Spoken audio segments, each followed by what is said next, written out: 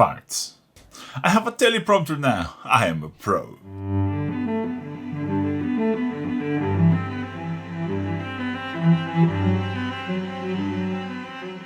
Hello fellow artists of the blue and welcome to my channel and also welcome to a painting theory video. In this video we are going to talk about the skin undertones and strong directional light using contrast paints, specifically on faces, but this can be very easily be adapted to any part of the miniature. For this demonstration I'm going to use a white prime miniature, but this is just to better showcase the colors we are using and the techniques we will talk about later how to use these lessons on a real miniature. Before we start, just want to point out that this is not the first draft of this video. This is me salvaging the remains of a larger video that failed spectacularly, but we will talk about that after all the painting business is over. In the meantime, let's get cracking.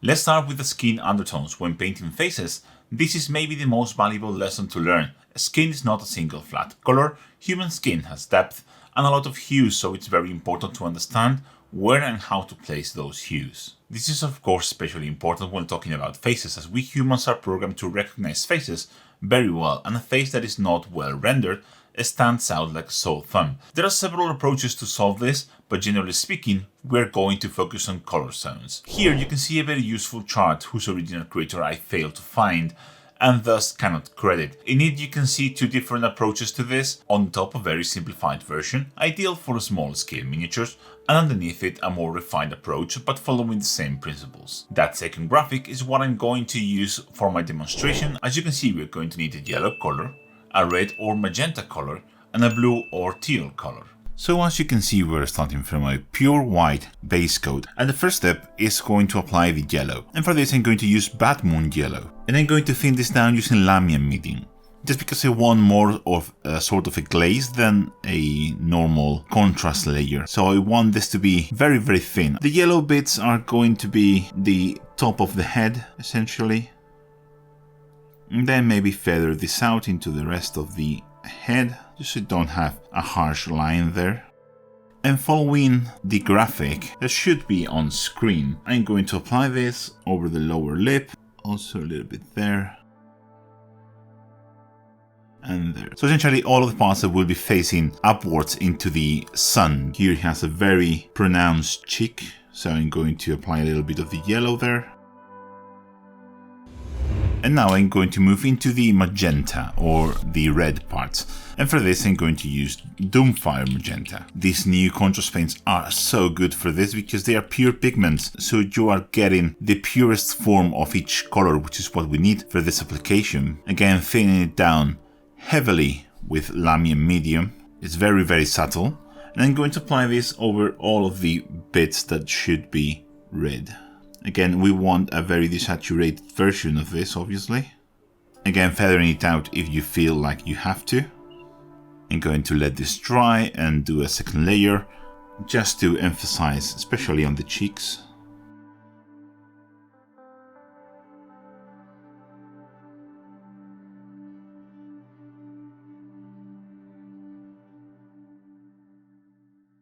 And also, as it's shown in the graphic towards the tips of the nose, we kind of need a bit more opacity. And for the blue areas, what I'm going to do is use a mix of 2 parts Aethermatic blue and 1 part Azurman blue. I want this just to add a little bit of warmth into the blue. I'll turn it a little bit into the teal spectrum, and again thin it down heavily with Lamy medium, because obviously we don't want this to turn into blue. And again, following the scheme, I'm going to respect the areas that I painted yellow. Also applying this under the eyes.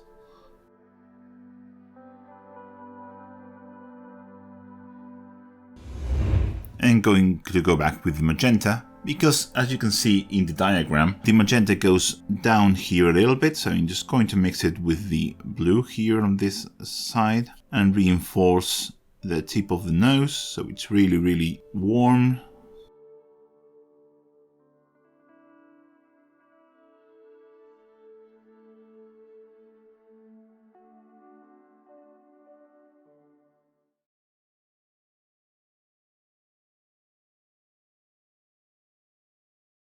I've always found extremely interesting the exploration of light in our miniatures, because most of the time we paint with a generalistic approach to light.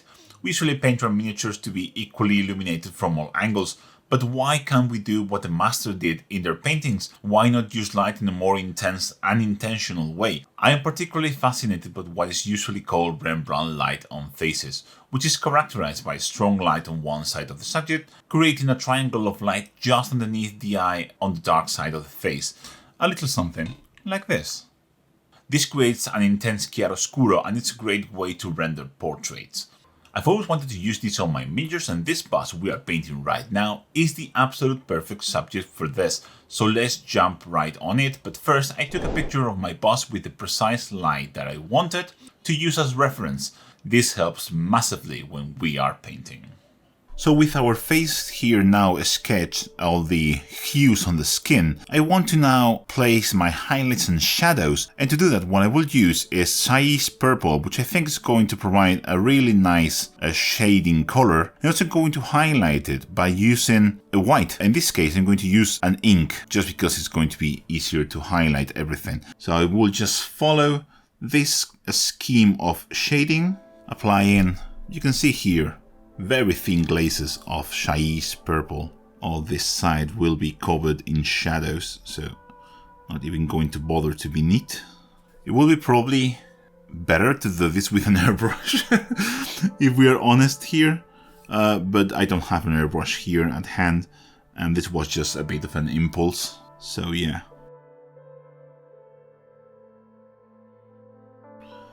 I'm just looking back at my reference image, just applying all my shading based on that. So I'm going to trust the picture there and risking ruining basically everything that I've done, but I can always just strip and reapply. But of course you will never know that. This is looking weird, but I think it's looking how it's supposed to be. I've never done this before, so excuse me if I don't know what to expect. This is much of an experiment for me doing it as it is for you probably watching it.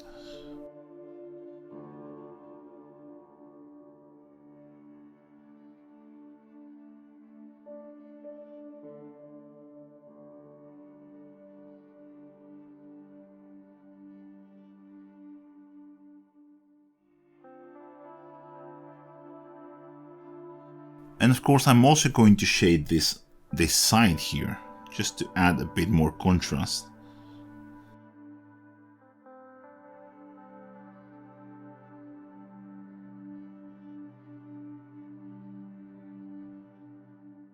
I think this now is starting to look a bit like what I want. Still so weird to do this. Brain is in pain right now. I'm also going to create all the shadows on the cloth in the same way. I'm just going to take a Cyaise Purple, thin it down with Lamian Medium, and just create all the shading that I see in the picture. I think Cyaise Purple is going to work fantastically as a general shadow on the model.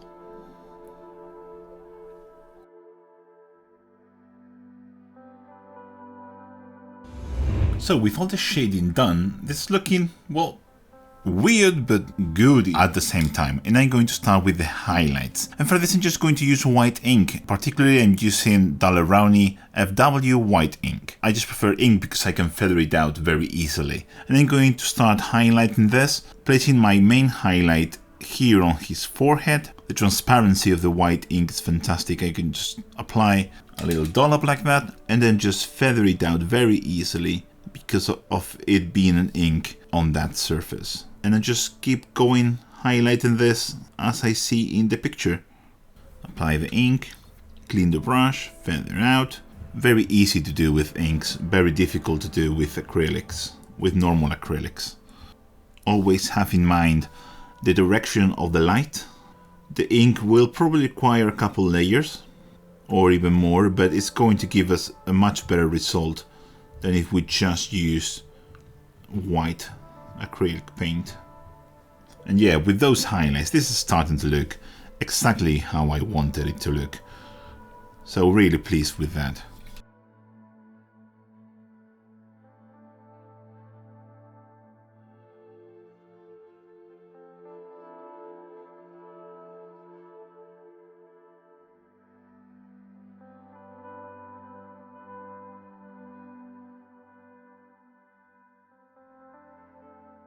You might be asking now, how can we apply this to our miniatures? Well, this is the part of the story we talk about failure and learning. As I said before, this is not the first idea for this video. The full video was going to be me using this underpainting as a basis to finish the skin, taking advantage of the transparent properties of contrast. Well, using my brush was an immediate and resounding failure, as the white ink used to highlight the model reacted with the contrast, reactivating and resulting in a disaster. Also, being such a large area, the result wasn't going to be good anyway. I literally dunked the whole bust into my water pot and scrubbed it with my brush very quickly. I more or less saved it. So plan B, I thought maybe using the airbrush is the solution. So I took it to my workshop and tried to spray Guilliman flesh very thin over the face, but that really doesn't work at all. Guilliman flesh sprayed with an airbrush does not look like flesh at all, it looks like a very ugly brown. This ruined the whole bust and I will leave it for another project, sadly. So, how can we use this for our miniatures? Very easily. The easiest way is glazing on top of an existing paint job. I personally like to start with the red hues as they are the most important. You can see how I'm glazing different pinks and reds over faces and even places like elbows and scars here. The blue undertones are widely more prominent on male subjects. I love to use them to glaze bird stubble very effectively. For females, I recommend either skip the blues altogether or be extremely subtle, maybe use a purple or a green. Those undertones are usually only found around the mouth and again, very subtle. For the yellow, what I personally prefer to do is use a color that has yellow in it to highlight the face in the first place. Something like ice yellow or a bone color like Screaming Skull that I'm using here. Using a color that has yellow solves our need for yellow in a very natural way. Be wary to glaze any yellows over the skin tone because it can leave a sick look, and if you do, concentrate them over the highlights and very thinly. And that was it. This is the end result of our theory bust. It was extremely fun to do, and I think it is a very good exercise to understand the skin and how to improve our face painting. I encourage you to apply the lessons learned here in your next miniature and let me know how it worked out. I'm also testing a brand new camera angle for this video. I would love to hear your feedback on that. Also let me know if you like this kind of video and want more theory lessons like this one. Apart from that, thank you very much for watching. Special thank you to all my patrons and channel members who make these videos possible, especially to Heather Amsten, Tyrannosaur, LMAP Limited, Tom Brand, Chris Gordenthal, Carlos Rivera, Thomas Ustergaard, Javi Mota, Christoph Moret, Michael Boyer, Victor Tomen, Robert Smith, Nicholas Furnell, Brian Bledsoe, Tim Uchida, Howard Hotbill, Stephanie Ott, Nick DeMau, Faces and Bases, David Sutherland, Mike Cheney, Dark Abok, Jeffrey Dell, Roger Nilsson, Tasted, Oscar Jonathan Thomberg, Dan Mako, Crystalios, Jamie Milligan, Kevin Mian, Darcy Farrar, Chris Fivey, Samuel, Natius Maximus, Aaron Dell, Gareth Smith, Mark Jarvis, George Simpson, Charles Armitage, JT Butler, G-Force, Dr. V, Leonard Lindman, Kieran O'Morthile, and Kevin Sullers for being the coolest persons in the planet. You can also follow me on social media or use any of my affiliate links in the pinned comment of this video. And I will catch you in the next one. Bye.